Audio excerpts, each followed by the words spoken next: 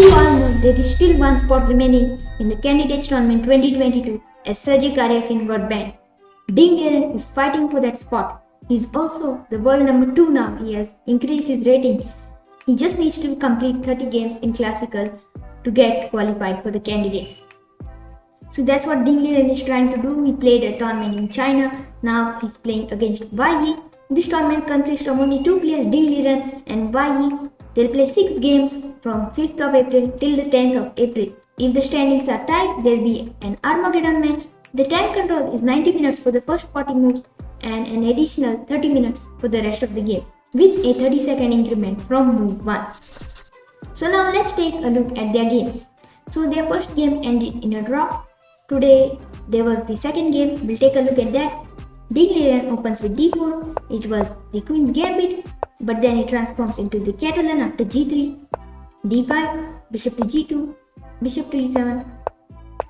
All developing moves. Here black takes this pawn, and now he plays c6 to stop this bishop diagonal. Queen c2, white is trying to take the pawn. Black plays a6, so then he can play b5 after takes, he'll get a tempo. a4, white stops, b5, bishop d7, now he'll get his bishop to c6. Queen into c4, bishop c6. Now both bishops control the light square diagonal from a8 to h1. Bishop to f4, bishop d6.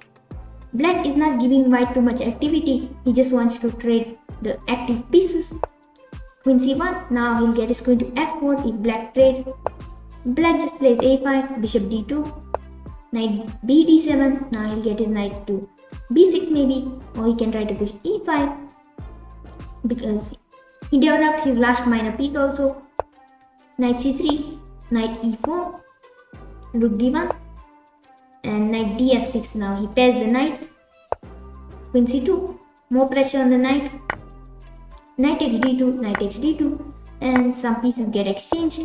Bishop to b4, and here c5. White takes the pawn, he also attacks the queen. Black plays queen c7, now he can take this pawn, there are 2 pieces attacking it, no pawn can defend it. After knight e4, black exchanges the knight first and then he takes the pawn. Rook d3, white doubles up his rooks, but black just trades one of them, plays b6, keeps it solid, b3, g6, queen f4, queen b7, queen f3, white offers a queen trade, black doesn't want a queen trade, queen f6, and it looks like your black scheme is weak. The dark squares are weak.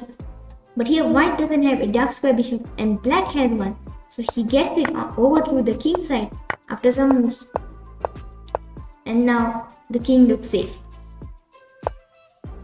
Queen e4, queen b7 pins the knight. There can be some discovered check, but right now the queen can take it. f3, white doesn't want any checks. Queen g7, now this diagonal was too dangerous, so black moves his queen away. Rook d2, the players keep moving their pieces in searching for a win.